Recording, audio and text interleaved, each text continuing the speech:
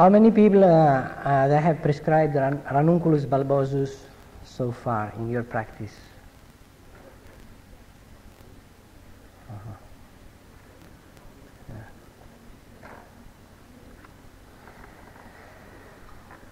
It's not a remedy that is very frequently indicated, but many cases which are going untreated, many times they need Ranunculus Bulbosus, we don't realize it, and instead of Ranunculus Bulbosus we give other remedies which bring around a kind of cure, but it's not the right one. And it will take quite a long time if you give a similar remedy than when you give the correct one to bring about a cure. So I was also giving Ranunculus Bulbosus for intercostal neuralgia when it was on the left side, and almost that was the only thing that was working until I realized the type of person that will need Ranunculus Bulbosus. And once you try one or two remedies before Ranunculus Bulbosus, then more and more comes clear the idea of Ranunculus Bulbosus, then you can prescribe it. So I want to give you this experience with such persons. Well, I try to epitomize the impressions, and I would say that people that they need Ranunculus Bulbosus, they are touchy, discontented, and angry inside.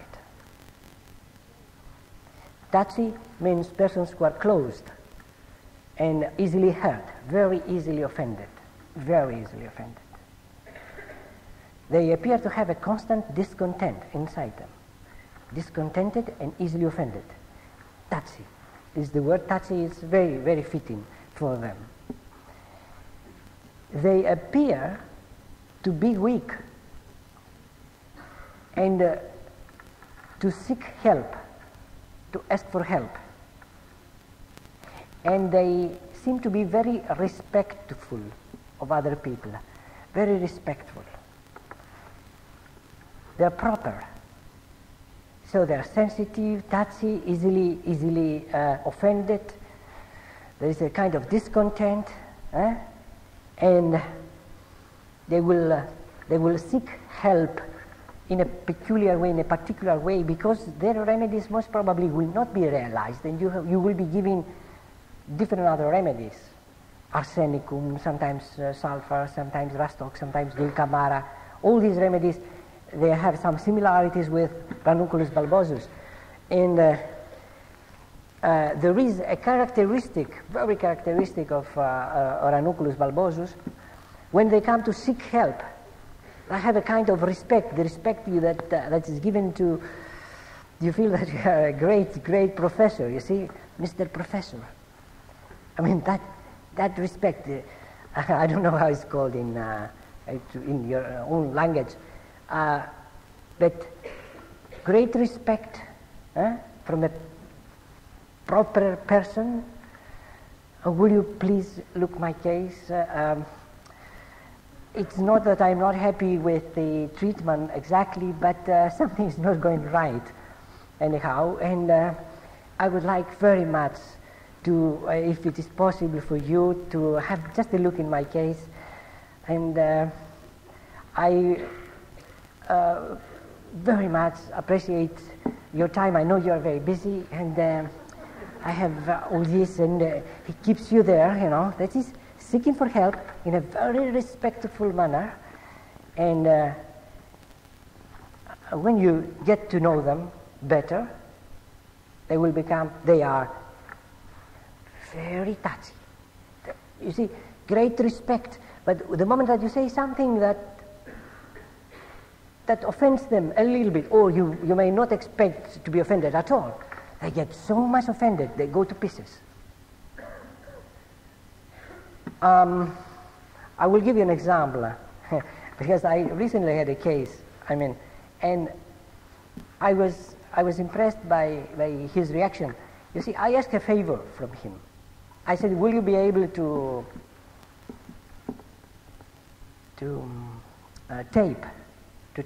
make a copy of the tape? He's an expert in making copies of tapes, you know.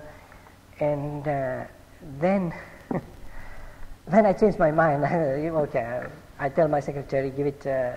I want more copies. Give it professionally, to do in a professional people, you know, etc. So I told him, no, it doesn't. I don't need it anymore. It's okay. I mean, he does not have to do it.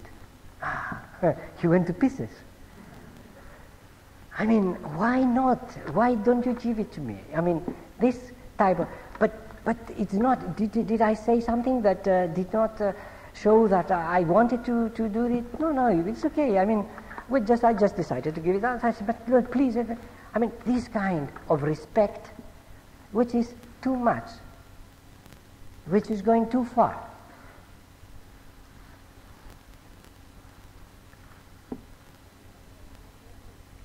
Now, what happens with them is when they come to that state, ranunculus state, they have a kind of weakness and dullness in the mind that makes them averse to undertaking further responsibilities. What they do, the absolutely necessary, it is okay. Once you tell them a little bit more, that a little bit more becomes too much for them, and they cannot perform it, they cannot do it. There is a sense inside them, they are too weak, too sick, too unprepared in their body, in their physical fitness, to take up some responsibility further. And it is very interesting that very sensitive, very touchy, very easily offended. Why they are easily offended? Because they think that they are very good in what they are doing. Yet, if the superior says to them, I mean, you have a future in our firm, or you have a future in the school where you're teaching, you have a future in the bank where you are, so we would like you to we would like that we promote you. You take some more responsibility in other posts, etc. They will say, no, please, I don't want it. I'm okay here.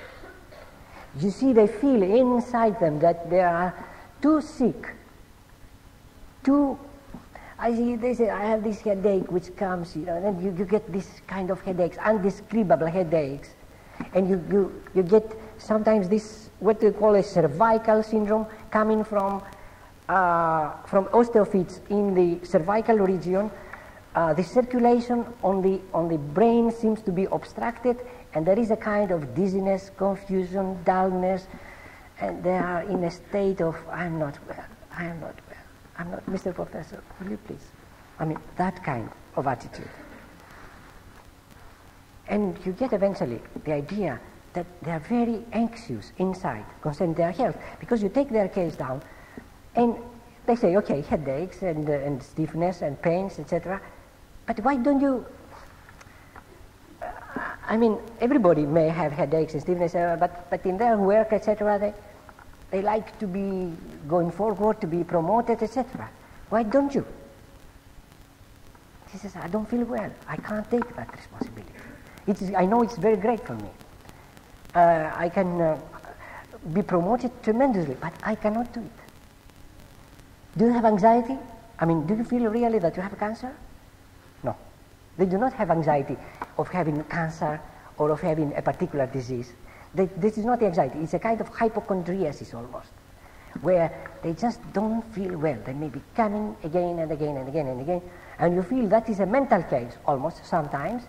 With this kind of hypochondriasis, what the hell? I mean, this is not a big deal, what you are telling me, the symptoms. The laboratory examinations will show nothing.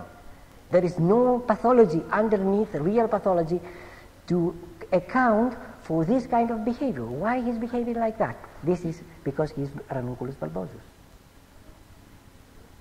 You see the idea, another individual altogether. How touchy they are, how offended they are, and yet how respectful. All this respect, they expect that you give it to them. You treat them with the same kind of respect. If you don't treat them immediately, they become offended. They become offended.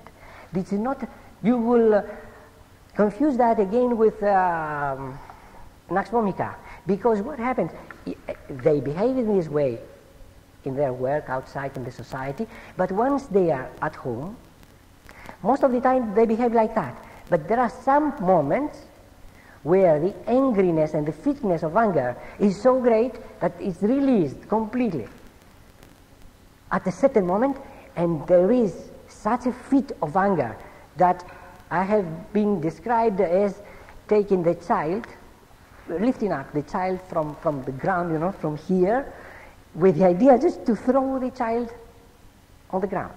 I mean, he did not throw the child, but that was the fit of the anger. We have to treat the child. We had to give remedies to the child, of course, after this song. But you see, you don't get, because you are not familiar with the remedy, you do not get the idea soon. And you give Nux vomica, you give this, you give that, you give arsenicum, because properness is another quality of Ranunculus Bulbosus. They want to be proper. Everything they do is proper. They bring you their case is very well written. These symptoms in a line, you get the idea that most probably it's an arsenicum, because I see the hypochondriasis, I see but the restlessness is missing. The fear of death is missing. Fear of death, no, they don't care about that.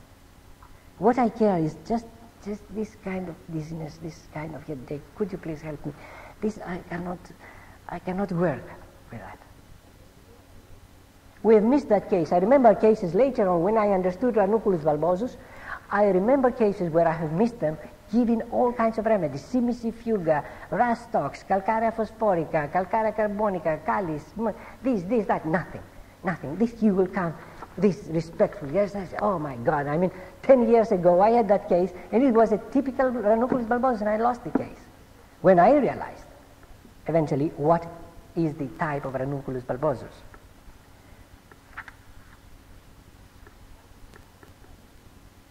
So with those around them, very aggressive, sometimes, very aggressive, beyond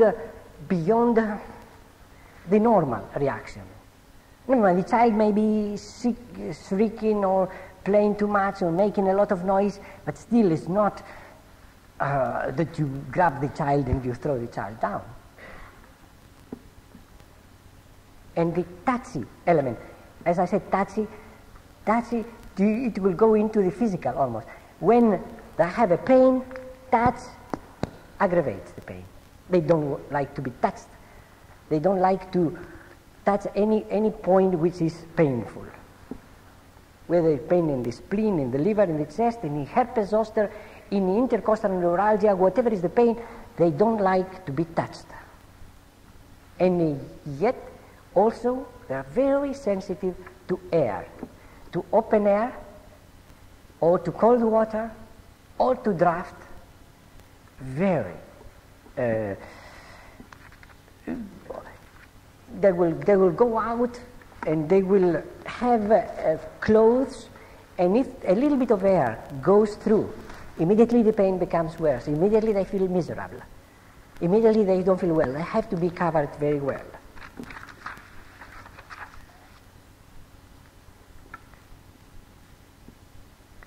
It is, sometimes I have seen, because in Ranunculus Bulbosus we have an aggravation from alcohol. There is a strong symptom of alcohol, aggravation from alcohol, especially the headaches. One of the main characteristics. Yet I have found in Ranunculus Bulbosus cases a kind of aversion to alcohol, or rather, because they want to be proper, to do everything properly, and alcohol is not good to drink. They want to be proper, and socializing, he says, no, I'm not going to have alcohol. He's the one that he does not have alcohol. Sometimes because he's aggravated by alcohol, sometimes because of this proper element which is in them. They want to appear proper, not doing something bad. It's very important. You see, all this respect, you see, look how proper I am. And what did I ask you? Just this little bit of headache. I just want to get out this little headache. I'm so nice. I'm doing everything properly. I'm doing everything well. This is the type of person. The confusion of the head, it is as if they have drunk wine, as if they are intoxicated.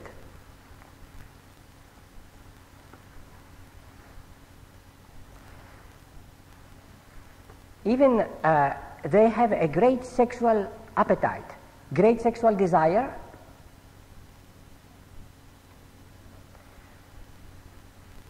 but they do not express it. They will not, in a sexual intercourse, they will behave properly. So the sexual desire is great, but the behavior is proper. That means they will never speak, they will never make sounds, they will never... See the proper element, that element that goes through, and you get the story, you get, I mean, you will be puzzled with such cases, and then you will ask the wife, and you will ask the children, you will get all the information finally, and you say, hey, here is a Ranunculus Bulbosus case. You see, we are dealing, unfortunately, we are dealing with human organisms which are alive and all the time playing. I mean, it's like an energy which is floating and which is flowing, energy. It's not a machine which is fixed. And, you know. So all this sage, all this understanding has to be taken into consideration before you can really do high standard homeopathy. Before you can really have results on a steady basis, on a high percentage. Otherwise, you hit here and there sometimes a remedy, you get very excited, pulsatilla, yes, everybody can recognize pulsatilla and a lycosis because they talk. Sometimes lycosis, of course, is mistaken for, or rather hyoscyamus is mistaken for lycosis because of that reason, because of talking, and you get excited.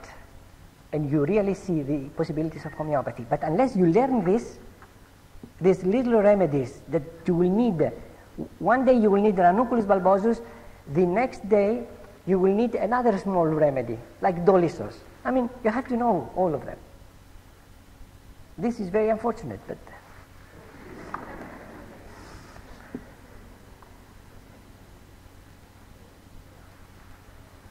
So, again, another element is inferiority complex. Inferiority complex. They will give you the impression of a person with an inferiority complex, yet deep down they believe, as I told you, they do very properly and very well whatever they have to do.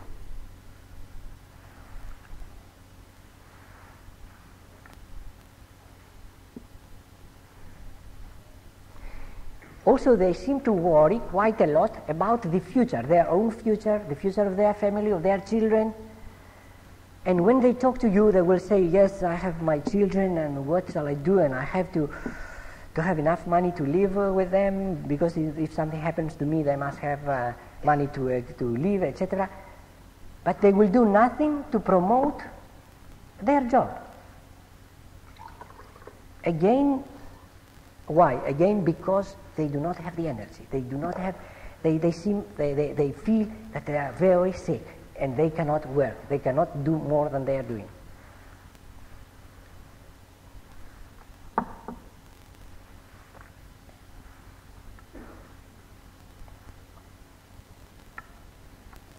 So more or less this is the type, and then we have the intercostal neuralgia on the left side,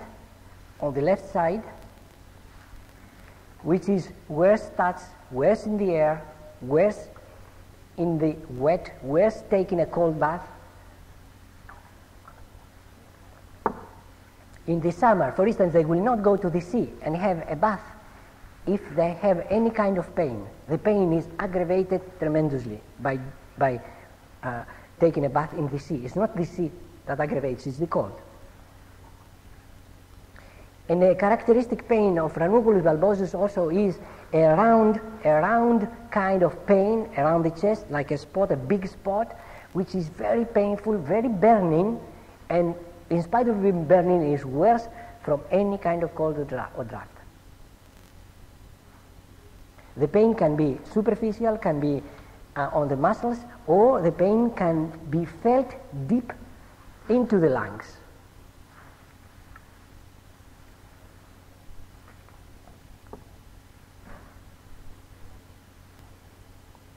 Together with this pain, usually there is a malaise feeling all over the body that gives them the impression that they are sick, they are really sick. There is another peculiar pain that you will get in Ranunculus bulbosus in the back, on the dorsal region next to the scapula, when they do little movements. When a woman is kneading, they say kneading, huh? You know, knitting.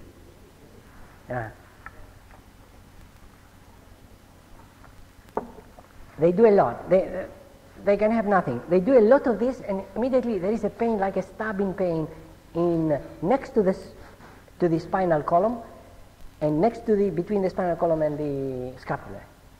It's just a spot, pain on a spot there. That pain can be also with another remedy you have to remember about that is pulsatilla. And if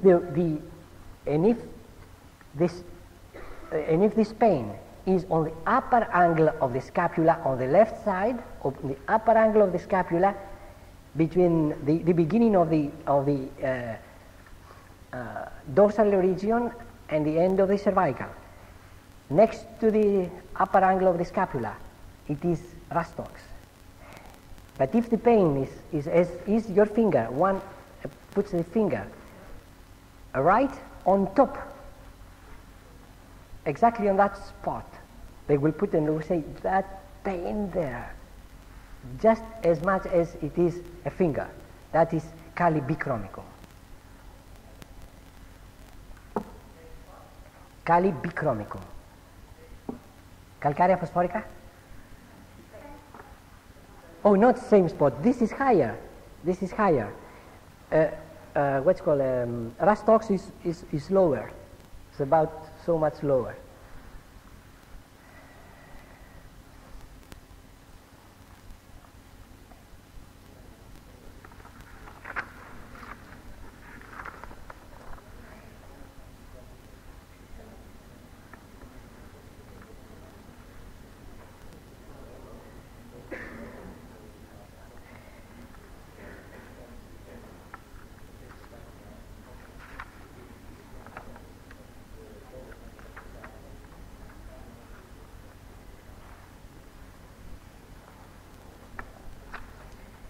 After the fits of anger, as I described to you, then most probably there will be trembling.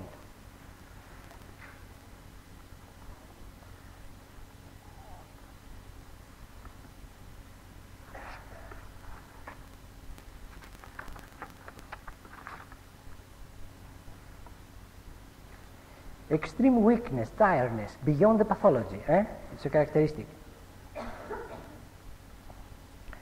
So, the time of aggravation for Ranunculus bulbosus is in the evening.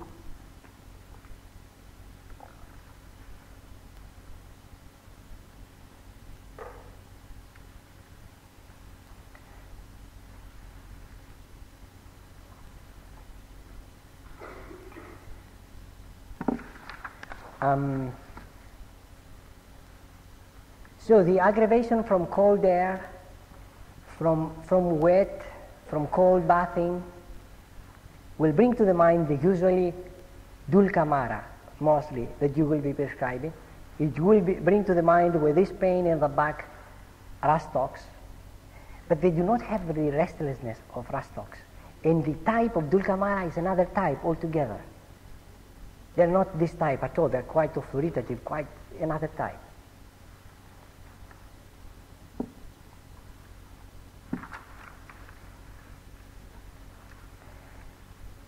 There is an anxiety also which is felt in the chest, especially in the evening and night. And the feeling of coldness, general feeling of coldness in chest, is a characteristic of Ranunculus bulbosus. This coldness can be aggravated either by cold which comes from outside or from inspiration, from inhaling cold air. Inhaling cold air.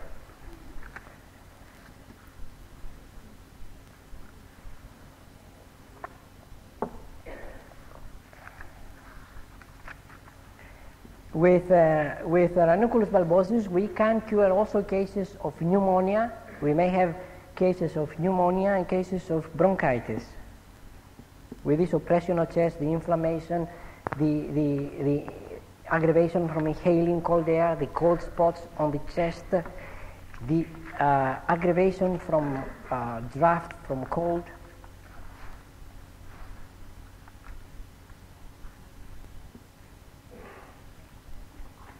Pain from also deep inspiration, deep inhalation. It's not only bryonia, it's Ranunculus Bulbosus.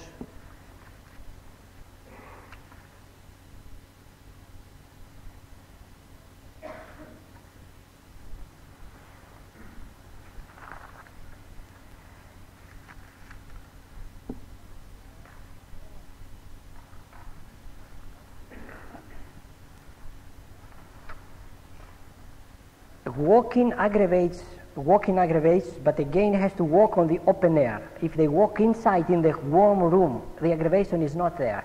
Once they go out and walk on the open air, then comes the pain, the aggravation.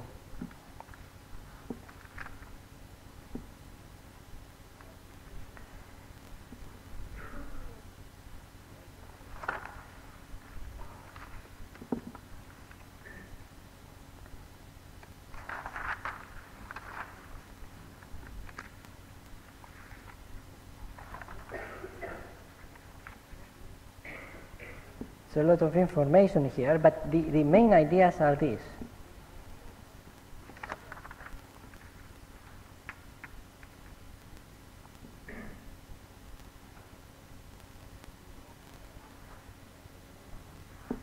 Also, there is another point which is quite strong in the books. It's not stressed, but I have seen it in Ranunculus Bulbosus quite a lot, and it is censorious, critical.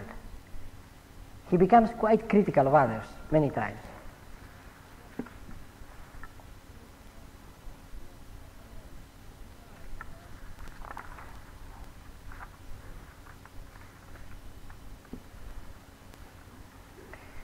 There are no many fears.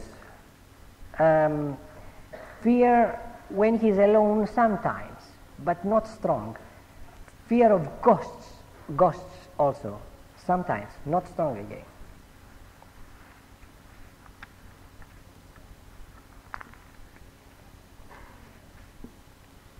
Also, then there is another element, this proper element, this seeking of help, etc. They may lead them many times, especially when they feel quite ill and painful.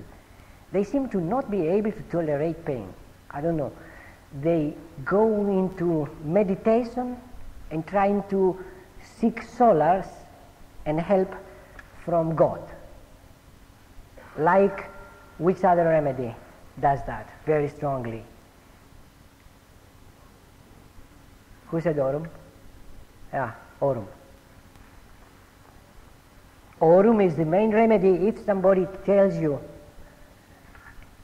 I treated once a case of very severe inflammation of testes on a boy, say 20, 22 years old, which has been treated in India, has been treated by all the professors there in the colleges and many other people.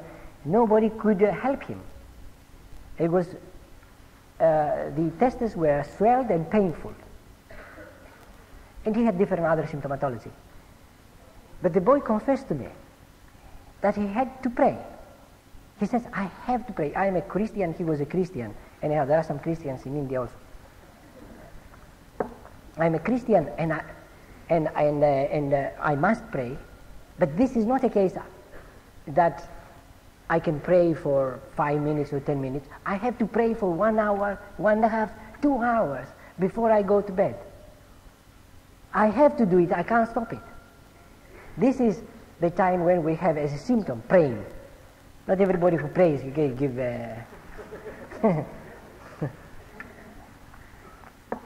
it's a compulsory thing. They cannot do otherwise, they have to pray. God help me, God help, I mean, constantly praying. It is something which is completely beyond the normal.